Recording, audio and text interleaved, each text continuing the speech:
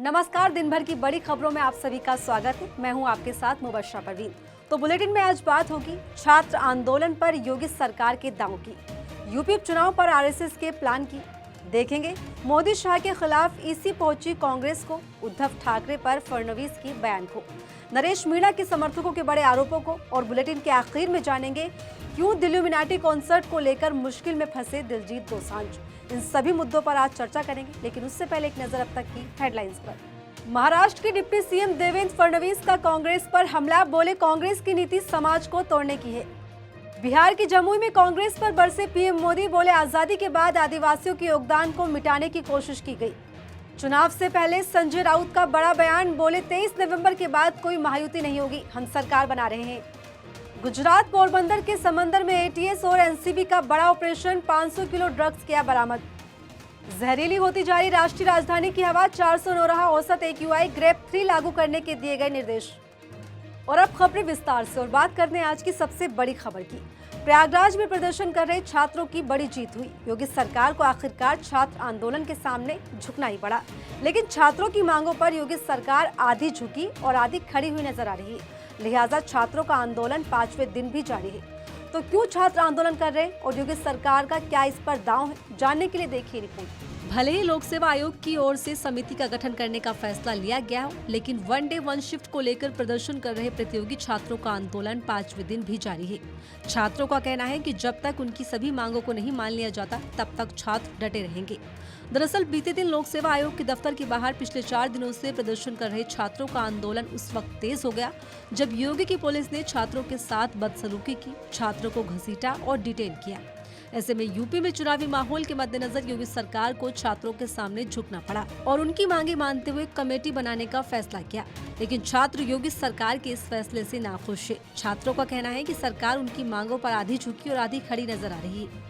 दरअसल आयोग ने 2 शिफ्ट में परीक्षा का फैसला वापस ले लिया, जो 5 नवंबर को ही किया गया था। लेकिन अभी केवल आरओ एआरओ परीक्षा के लिए कमेटी बनाने की बात कही गई है, जिस पर छात्रों को संदेह है। लिहाजा योगी सरकार अपने फैसले पर घिरी हुई है। छात्रों का कहना है कि कमेटी पर उनका भरोसा नहीं है, समिति वही रिपोर्ट देगी जो आयोग चाहेगा। छात्रों का कहना है कि आयोग का ये फैसला छात्रों को बांटने की कोशिश है, जिसे वो सफल नहीं होने देंगे। ऐसे में छात्रों ने साफ तौर पर सरकार की मंशा पर सवाल खड़े कर दिए हैं। वहीं सरकार के इस फैसले पर विपक्ष भी लगातार हमलावर है। सपा प्रमुख अखिलेश यादव ने योगी सरकार के फैसले पर बीजेपी को घेरते हुए कहा, भाजपा सरकार को चुनावी गणित समझ आते ही जब अपनी हार सामने दिखाई दी तो वो पीछे हटी, पर उसका घमंड बीच में आ गया है, इसलिए वो आधी मांग ही मान रही। अभ्यर्थियों की जीत होगी, ये आज के समझदार युवा है, सरकार इन्हें झुंझुना नहीं पकड़ा सकती। लोकसभा चुनाव के वक्त यूपी में बीजेपी के प्रदर्शन ने मोदी सरकार की कुर्सी को हिला दिया। ऐसे में अब यूपी उपचुनाव में अपनी हार के डर से बीजेपी को संघ को बीच में लाना पड़ा। तो यूपी में दांव पर लगी बीजेपी की साख को बचाने के लिए क्या कुछ आरएसएस का प्लान है, देखिए इस रिपोर्ट में। यूपी में 9 सीटों पर होने वाले उपचुनाव को लेकर बीजेपी पूरी तरह से डरी हुई है। लोकसभा चुनाव में यूपी में बुरी तरह हारी बीजेपी को किसी भी हाल में यूपी उपचुनाव जीतना है। ऐसे में सभी 9 सीटों पर जीत हासिल करने के लिए बीजेपी ने आरएसएस को चुनावी कमान पकड़ा दी है। इसी कड़ी में आरएसएस और बीजेपी के बीच गुरुवार को अहम बैठक हुई। लखनऊ में हुई इस बैठक में यूपी में मौजूदा हालात के साथ उपचुनाव को लेकर चर्चा हुई। इस बैठक में हिंदुत्व और राष्ट्रवाद को धार देने का निर्णय लिया गया। बता दें, बीजेपी पहले ही अपनी जीत का रास्ता धर्म के नाम पर तलाश कर रही है। ऐसे में बटेंगे तो कटेंगे और एक है तो सेफ रहेंगे के साथ बीजेपी ने अपने चुनावी कैंपेन को और तेज कर दिया है, क्योंकि इस नैरेटिव का असर हरियाणा चुनाव में सफल रहा। ऐसे में यूपी के उपचुनाव में इन्हीं नारों के साथ सियासी जंग फतेह करने और आगे की राजनीतिक दिशा को तय करने का फैसला किया गया है। संघ, योगी सरकार और बीजेपी मिलकर जमीनी स्तर पर अमली जामा पहनाएंगे। वहीं इसके लिए सोशल मीडिया का भी सहारा लिया जाएगा। इसके अलावा संघ के कार्यकर्ता भी घर घर जाकर इस मिशन को धार देंगे और उपचुनाव वाली सीटों पर वोटर्स को लामबंद करेंगे। यानी कुल मिलाकर कहा जाए तो बीजेपी के लिए ये उपचुनाव उसकी साख का सवाल बना हुआ है। ऐसे में कैसे भी करके बीजेपी को इस चुनाव में जीत हासिल करनी है। लिहाजा इसके लिए बीजेपी ने अब संघ को आगे कर दिया है। महाराष्ट्र और झारखंड में विधानसभा चुनाव को लेकर राजनीतिक सरगर्मियां तेज हो गई हैं। ऐसे में बीजेपी साम दाम दंड भेद की रणनीति अपनाकर चुनावी मैदान में ताकत झोंक रही है। खुद पीएम मोदी और गृह मंत्री अमित शाह रैलियां और दौरे कर रहे हैं। लेकिन इस बीच कांग्रेस पीएम मोदी और शाह के खिलाफ चुनाव आयोग पहुंच गई है। तो क्या है पूरा मामला, देखिए इस रिपोर्ट में। देश भर में चुनावी माहौल के बीच कांग्रेस ने एक बार फिर पीएम मोदी और अमित शाह के खिलाफ चुनाव आयोग में शिकायत दर्ज कराई है। दरअसल कांग्रेस ने पीएम मोदी और अमित शाह पर चुनाव अभियान के दौरान झूठी और गलत बयानबाजी का आरोप लगाया है। कांग्रेस नेता जयराम रमेश ने सोशल मीडिया पोस्ट के जरिए इस बारे में जानकारी दी है। उन्होंने लिखा, प्रधानमंत्री और गृह मंत्री ने महाराष्ट्र और झारखंड में विभाजनकारी, झूठे और दुर्भावनापूर्ण भाषण दिए हैं। भाजपा और उसके नेताओं द्वारा किए गए चुनावी उल्लंघनों की जांच की जाए। हमें उम्मीद है कि चुनाव आयोग इन शिकायतों पर आवश्यक तत्परता से कार्रवाई करेगा। कांग्रेस की तरफ से चुनाव आयोग को लिखी गई चिट्ठी में कहा गया है कि प्रधानमंत्री मोदी ने 8 नवंबर को नासिक में दिए भाषण में कांग्रेस पार्टी और उसके सहयोगियों को निशाना बनाते हुए झूठे, दुर्भावनापूर्ण और अपमानजनक बयान दिए थे। प्रधानमंत्री ने कांग्रेस के प्रमुख नेता और पूर्व प्रधानमंत्री जैसे जवाहरलाल नेहरू, इंदिरा गांधी और स्वर्गीय राजीव गांधी के खिलाफ आरोप लगाए और कहा कि कांग्रेस नेता SC, ST और OBC के विरोधी थे। इसी के साथ कांग्रेस ने लेटर में लिखा कि पीएम के इस पूरे भाषण का लहजा और भाव धार्मिक और जाति आधारित दुश्मनी पैदा करने और फैलाने के इरादे का सबूत है। वहीं कांग्रेस की लिखी चिट्ठी में गृह मंत्री अमित शाह की तरफ से धनबाद में 12 नवंबर को दिए गए भाषण का भी जिक्र किया गया है। चिट्ठी में लिखा गया है कि 12 नवंबर को धनबाद की रैली में अमित शाह ने कांग्रेस पार्टी और उसके सहयोगियों के खिलाफ झूठे और विभाजनकारी बयान दिए हैं। अमित शाह ने कहा था कि कांग्रेस SC, ST और OBC के खिलाफ है। लेटर में इस बात का भी जिक्र किया गया है कि गृह मंत्री ने कांग्रेस पार्टी पर देश में आतंकवाद को फैलाने का भी आरोप लगाया था। लेटर में कहा गया कि अमित शाह की ओर से दिए गए बयान केवल धर्म और जाति के आधार पर मतदाताओं को भड़काने के इरादे से दिए गए हैं। बता दें, कांग्रेस की तरफ से बार बार चुनाव आयोग को बीजेपी की नफरती राजनीति और भड़काऊ भाषण को लेकर शिकायतें दी जा रही हैं।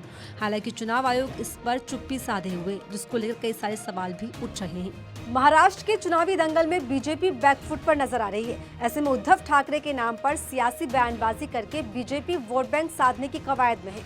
तो क्या है फडणवीस का बयान और क्या है उसके सियासी मायने, देखिए इस रिपोर्ट में। महाराष्ट्र विधानसभा चुनाव की तारीखें बेहद नजदीक है, लिहाजा सभी राजनीतिक पार्टियां जोरों शोरों से चुनाव प्रचार में डटी हुई हैं। इसी बीच देवेंद्र फडणवीस के एक बयान ने महाराष्ट्र की राजनीति में भूचाल ला दिया है।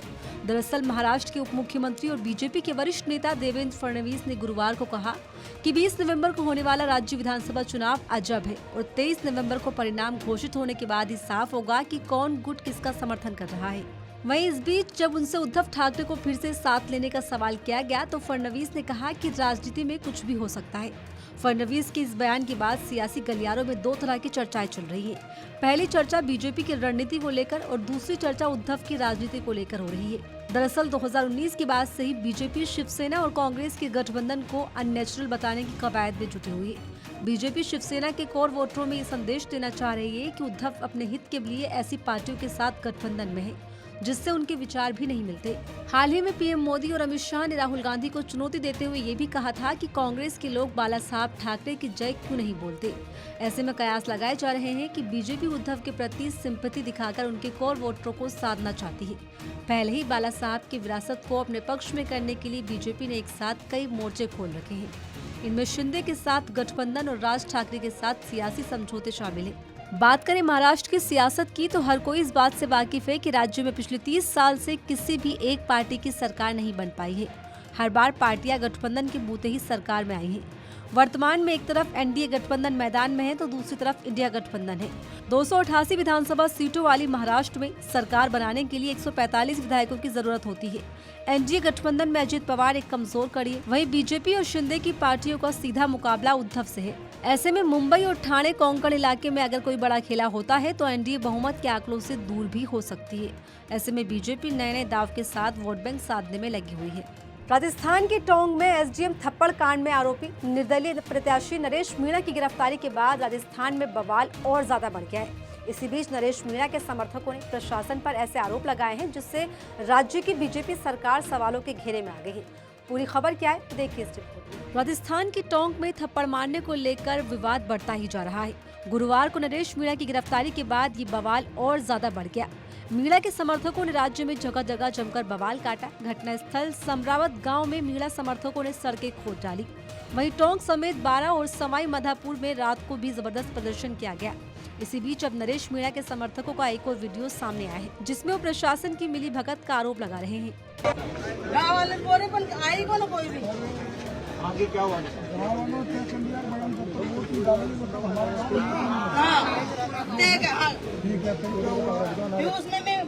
यहाँ ड्यूटी पे मतदान सर। मतदान कल आ गया यहाँ पर, सब आ गए थे सर। उसमें आपकी ड्यूटी लगी। हाँ, फिर वोट देने कौन आया?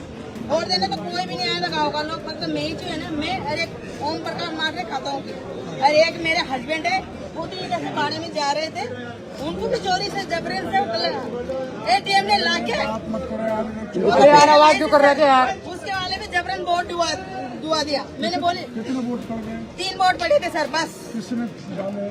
ATM ने, हमने तीनों ने डाले। फिर वो उम्मीदवार आया, उम्मीदवार तो हम ही थे ना।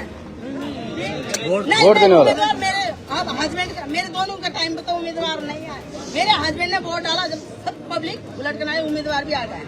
फिर उम्मीदवार यही था। हाँ, उम्मीदवार भी आया, मतलब कौन था उम्मीदवार?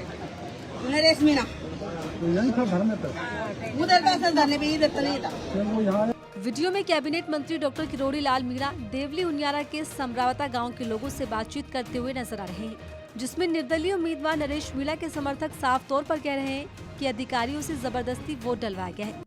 आपको बता दें कि इस पूरे मामले पर पहले ही राज्य की बीजेपी सरकार निशाने पर है। ऐसे में लोगों के प्रशासन पर आरोप से बीजेपी फंसती हुई नजर आ रही है। वहीं मीणा के समर्थकों का विरोध प्रदर्शन जारी है। राज्य में हालात को देखते हुए बीजेपी सरकार ने टोंक, बूंदी और कोटा जिले में सुरक्षा व्यवस्था बढ़ा दी है। हालांकि हालात बद से बदतर होते हुए नजर आ रहे हैं। पंजाबी सिंगर दिलजीत दोसांझ जिन दिनों देश भर में दिलुमिनाटी कॉन्सर्ट कर रहे हैं, इसी कड़ी में उनका एक टूर हैदराबाद में होना था, लेकिन उससे पहले ही दिलजीत को तेलंगाना सरकार की तरफ से एक भारी भरकम नोटिस जारी कर दिया गया है। तो नोटिस क्यों मिला है और क्या कुछ उसमें कहा गया है, देखिए इस रिपोर्ट में। दिलजीत दोसांझ अपने दिलुमिनाटी टूर की वजह से कुछ समय से खासी चर्चा में बने हुए हैं। दिल्ली, मुंबई में अपना दिलुमिनाटी टूर करने के बाद दिलजीत हैदराबाद का टूर करने वाले थे, लेकिन उससे पहले ही उन्हें नोटिस दे दिया गया। दरअसल तेलंगाना सरकार ने दिलजीत दोसांझ को हैदराबाद कॉन्सर्ट के लिए नोटिस जारी करते हुए कुछ हिदायतें दी हैं। नोटिस में कहा गया है कि दिलजीत किसी भी ऐसे गाने पर परफॉर्म ना करे या ऐसे गानों को कॉन्सर्ट में ना गाए जिसमें अल्कोहल, ड्रग्स या वायलेंस को प्रमोट किया जाता हो। ये notice welfare of women and child और डिसेबल एंड सीनियर सिटीजन विभाग ने चंडीगढ़ निवासी पंडित राव धनन राव की शिकायत पर दिया है, जिसमें शिकायत की गई थी कि बच्चों को स्टेज पर नहीं लाना चाहिए क्योंकि लाइव शो के दौरान शोर की आवृत्ति 122 dB से ज्यादा होती है, जो बच्चों के लिए बेहद हानिकारक है। जानकारी के मुताबिक भेजे गए नोटिस में दिलजीत के पुराने कॉन्सर्ट की वीडियोस का सबूत भी पेश किया गया है, जिसमें शराब, ड्रग्स को प्रमोट करते हुए गाना गाया गया है। दिल्ली वाले इसी टूर के बाद एक वीडियो भी वायरल हुआ था, जिसमें आरोप लगा था कि इवेंट खत्म होने के बाद लोगों ने स्टेडियम में गंदगी मचाई और इसी के साथ तोड़फोड़ भी की थी। बता दें, दिलजीत का दिलुमिनाटी टूर शुरू होने से पहले ही चर्चा में आ गया था। वजह थी इसकी टिकट, जो मिनटों में आउट ऑफ स्टॉक चली गई थी। इसी के साथ चर्चा इस पर भी की जाने लगी कि लाइव शो के दौरान शराब, ड्रग्स और गन कल्चर को बढ़ावा देने वाले कॉन्सर्ट की शुरुआत फिर से हो चुकी है। फिलहाल मेरे साथ इस बुलेटिन में इतना ही। ऐसे ही तमाम खबरों के लिए बने रहिए मेरे साथ और देखते रहिए आर्टिकल 19 इंडिया।